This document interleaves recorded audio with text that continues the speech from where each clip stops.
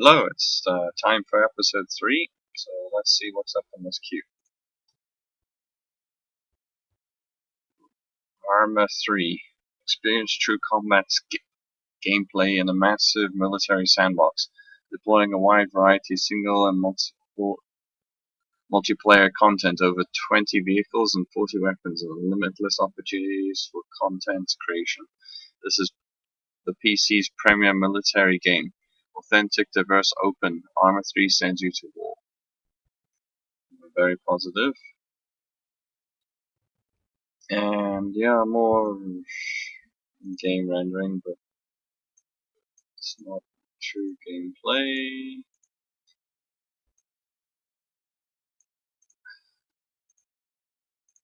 It's difficult to say about this one, especially it's full $60. It's a really hardcore military shooter, unless you're going to probably be trying to reenact things or playing. Well, there's a couple of mods for it, like the survival ones and the Hunger Games style one. I can't really recommend it because I played Arma 2 and it's not my cup of tea. So, next. Robocraft. Build insane robots, battle vehicles that drive, hover, and fly. Add weapons from the future and jump in the driving seat as you take them into battle in a team-based capture the base free-to-win MMO. That's an interesting term. Yeah, mostly positive. Although we'll say early access, and yeah, those are in game. That's in actual gameplay. So,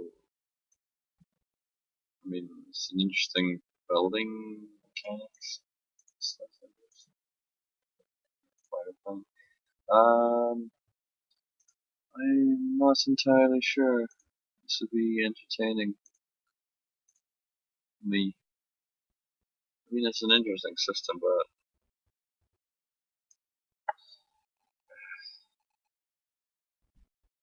okay, I guess it does show quite promise if it's been awarded something. Okay, not recommended. First played this months ago and decided to give it a try tonight to find only easy anti-cheat is a requirement. While I get the client-side anti-cheat software, it can be useful in so this guy's just bitching about cheating. Oh, okay. It's like using their own one instead of Steam's built-in anti-cheat stuff. That's probably not done the least price, but it could show kind of promise actually. It is a kind of pretty looking actually.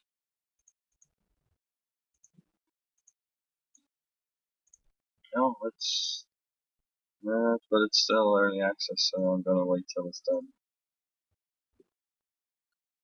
Yeah, Don't Starve Together.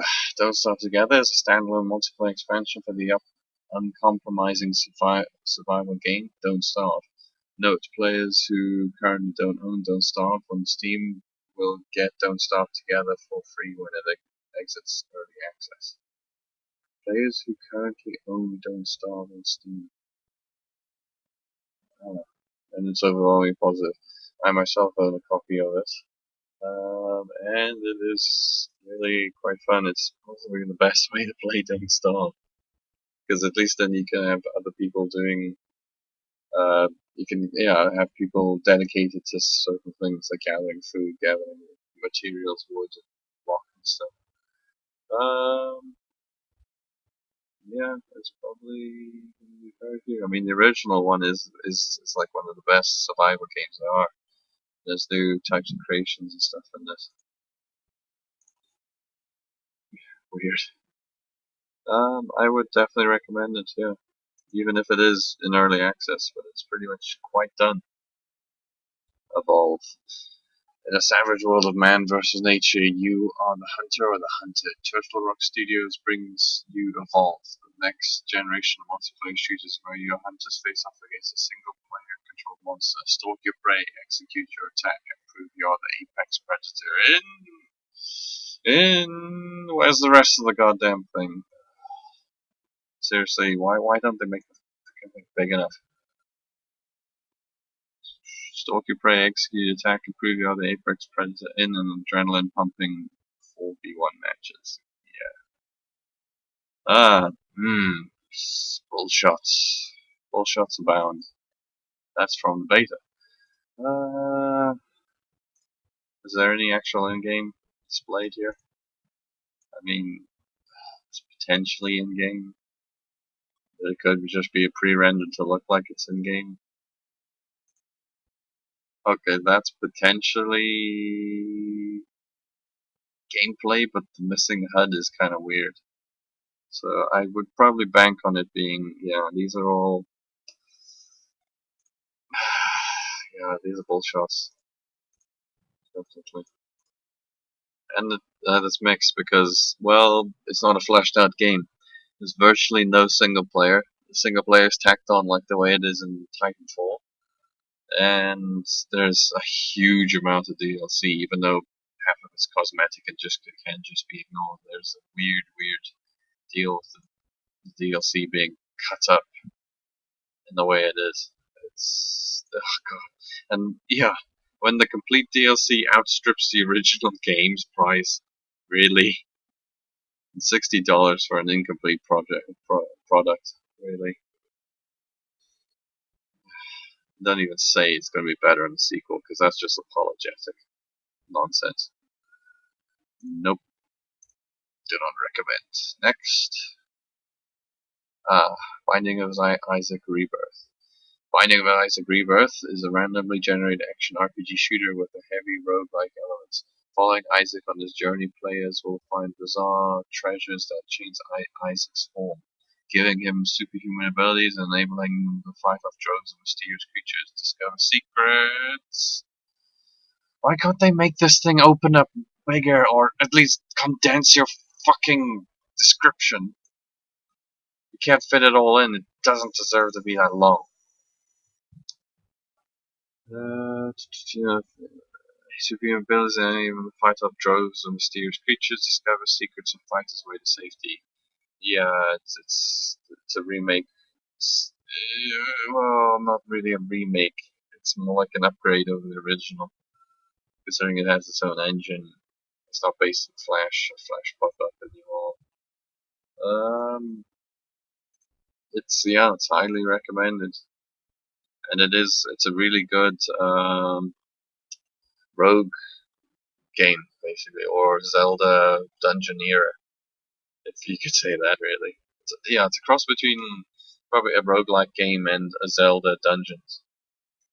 A couple other games have done this as well, but I think Binding of Isaac's one of the better ones, just because of the sheer amount of crazy things that happen, and it's a very unique art style that will gel with some people and will gross others out. Definitely, that's one for sure. But I think if you can get past that, it's actually a pretty good game, considering it's only $15 too. It's not that bad, so I'd recommend it. Yep. Next, Kerbal. Yes, Kerbal Space Program, a multi-genre game where players create their own space program. And then there are other people who don't describe their games enough, but overwhelmingly positive. Yep, it's basically a spaceship building simulator, and then you pilot up into the atmosphere and actually heavenly bodies, etc. And it is quite complicated, mapping out your orbits and stuff. Yep, that's all in game right there. Oh yeah, Binding of Isaac was pretty much all in game. I don't think there's any way you could actually ever do full shots for that. Same way this. Oh, no, it actually does look like a very minimal HUD when you're actually this astronaut. But there is HUD when you are a vehicle. And it's pretty fun, but it might just be little more than a sandbox that you mess around in and then forget about. It's the one possible problem. Though they have been adding in stuff like research and an actual system for having a space program, actual funding, stuff like that, training people and whatnot, and having resources, limited resources to spend. It's also got good mod support from what I've heard. Even though it's in early access, I would actually recommend this one. Though $30, I have seen it cheaper. It's been on sales before, so you might want to wait till it's a sale, but it's definitely recommended. Chivalry. Siege castles and raid villages and chivalry medieval warfare. Fast-paced medieval first-person slasher with a focus on multiplayer battles. Very positive. It's pretty good. I own it myself and Deadliest Warrior, though I have not really played it all that much. It's kind of fun in a crazy hack and slash, and there is a skill thing to it, though I found myself mostly just flailing around and actually killing people en masse in that way. It's definitely not a single player game. There are bots you can enable, or you can run a server with bots, but generally they are moronic, and you'd rather play with human players because there's also an unlocking system playing online. You unlock different weapons, which sometimes can be little more than a different looking skin for a weapon, but you're best off playing online servers with other human players. It's on sale at the moment. It's usually $25. I think it's actually dropped down more. But I definitely recommend Chivalry. It is good. And there's Deadliest Warriors as well. That's good as well, but Chivalry base game I think is possibly better. It's more fleshed out and has the goal. Rust. Okay. Rust. The only aim in Rust is to survive. To do this, you will need to overcome struggles as hunger, thirst, and cold. Build a fire, build a shelter, kill animals for meat, protect yourself from other players, and kill them for meat. Kill them for meat? Jeez. Create alliances with other players and form a town, whatever it takes to survive. Very positive. Well, this game kind of went through a bit of a renaissance from what I heard. They rebuilt a lot of the in-game engine and assets and stuff. Like they've upgraded the building system, I believe. It used to just be very stilted. Yeah, you build the beams and then build the things, but now there's other stuff. It looks like they've fleshed it out with also foundations. It looks like. These are all in-game, but they're not really true true gameplay, are they? Not from a player's perspective. They're like a third-person or spectator camera. It's a pretty looking game, but I don't know. It's in early access. It has its problems. I haven't seen a latest build of this really in a while. It might still have glitches, but it could also potentially be this nudity, full male nudity. I don't think there's female characters. Yeah, stop cheaters. Yeah, that's another issue it has. Lots of people tend to have they cheat and they hackers are prevalent or used to be. I don't know how old is this. Fun. When was this guy? 11th of February. Yeah, that's not too long ago. If it's February of 2015.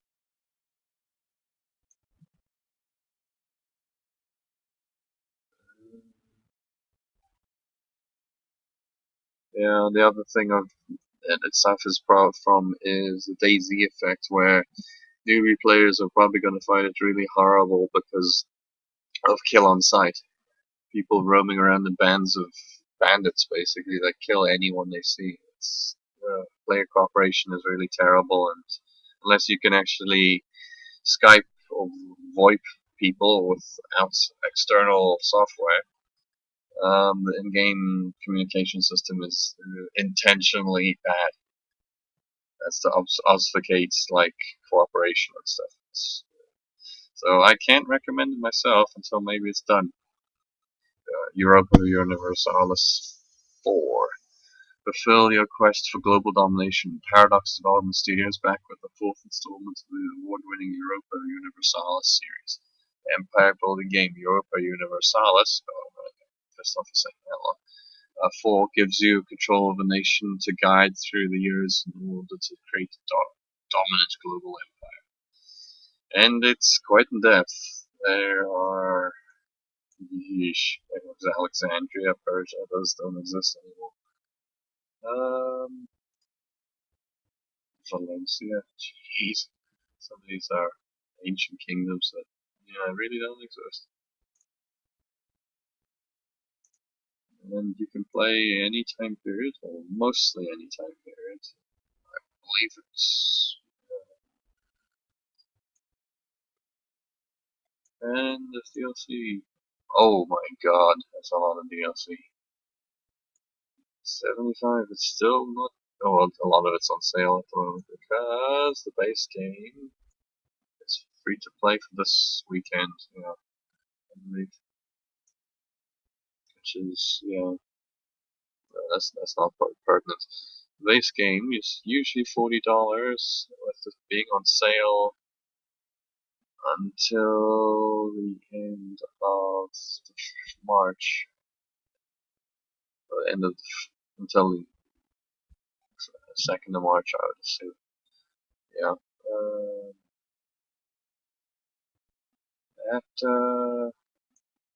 I am intimidated by these games. I played a bit of Total War Shogun 2, and I was rather floored by the overall map thing and what to do, etc. This doesn't even have the battlefield sections. It's mostly like a really, really complicated game at Risk, I'd say.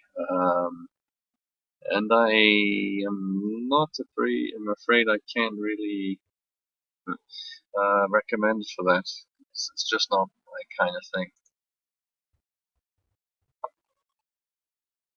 Heroes and Generals. Heroes and Generals is a free-to-play massive online FPS with a strategic multiplayer campaign set in the midst of World War II Europe when Axis and Allies fight for control.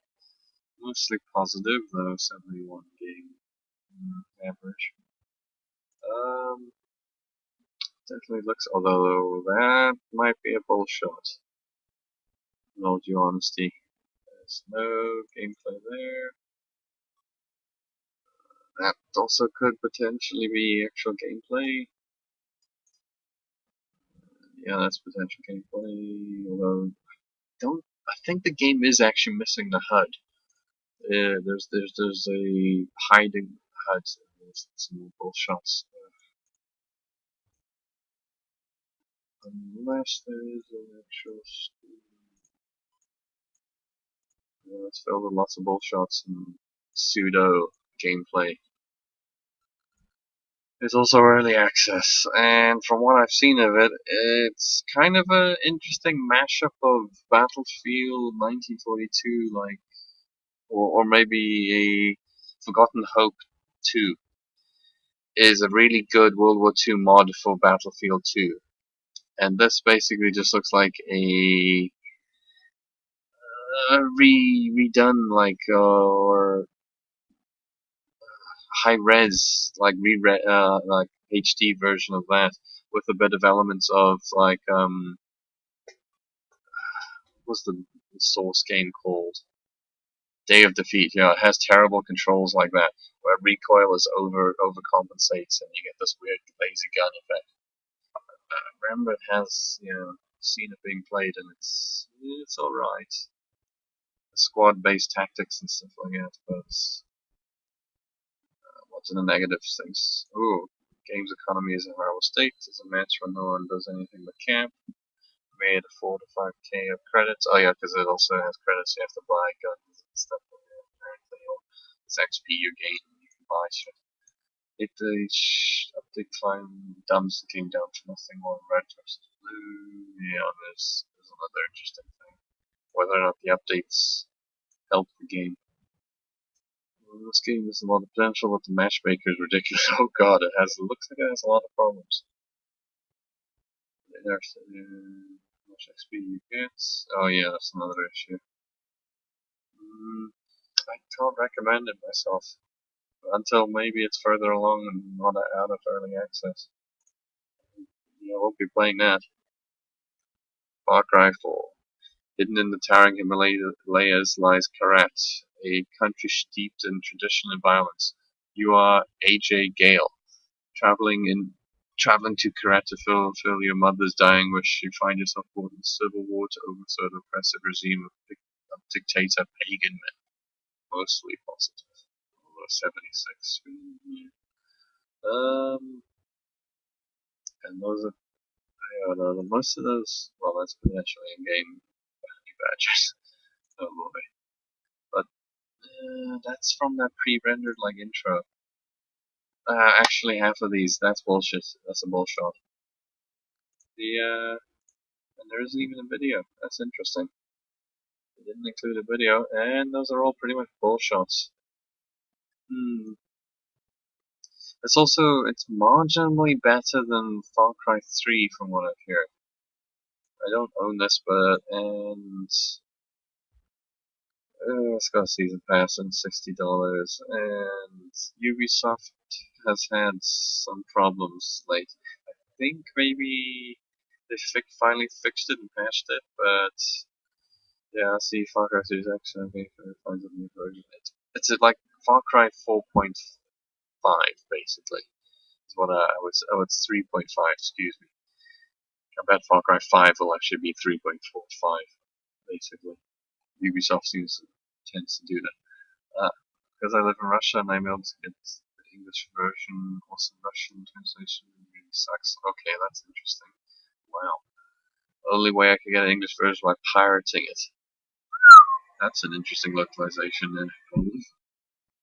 When reading this, keep in mind left Far Cry 3, repeating some that's so disappointing. Yeah, because it's not entirely a huge step up from 3. It's got Modern Warfare 3's like problem where it just isn't significantly different from its predecessor. I can't recommend it, but if you don't own 3 and you really want to play a Far Cry game, I guess 4 is better. So maybe wait for it when it's on sale. 7 Days to Die. Building on survivalist and horror themes, something of which there's too many of on Steam. Fucking zombie survival games, god damn it. Players in 7 Days to Die can scavenge in the abandoned cities of the buildable and destructible Voxel world for supplies or explore the wilderness to gather raw materials to build their own tools, weapons, traps, fortifications, and shelters. Very positive. 83. Because, well, this game also, like Rust, went through a bit of a renaissance where I remember hills didn't look like that. They were blocky ass things like Minecraft. Everything was blocks and it looked rather bad. Yeah, still weird looking zombie models and stuff. Because yeah, that was another issue where there was lots of zombie models and they had the whole they didn't belong to the same cohesive universe. A lot of games that are bought and made from assets on Unity Store or stores like that.